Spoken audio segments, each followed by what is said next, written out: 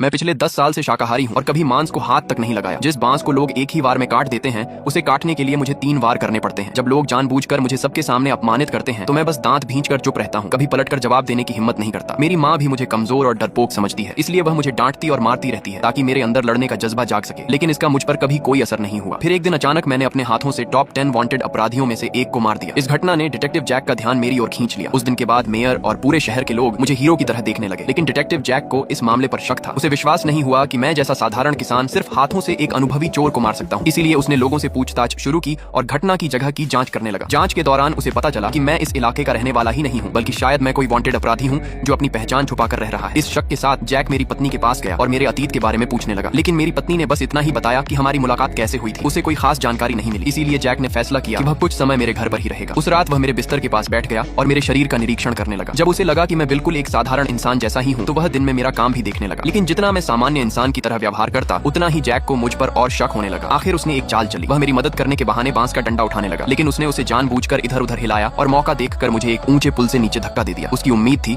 कि मैं खुद को बचाने के लिए लाइटनेस कुंग फू का इस्तेमाल करूंगा। जैक तुरंत उत्साहित हो गया, क्योंकि इतनी ऊंचाई से गिरते हुए अगर कोई आदमी सीधे टहनी पर गिरे तो टहनी टूट जानी चाहिए। मुझे पता था कि वह मेरी परीक्षा ले रहा है। छोटे पेड़ पर गिरने के बाद मैंने अपनी आंतरिक शक्ति से पहले टहनी को तोड़ा और फिर पानी में गिर गया।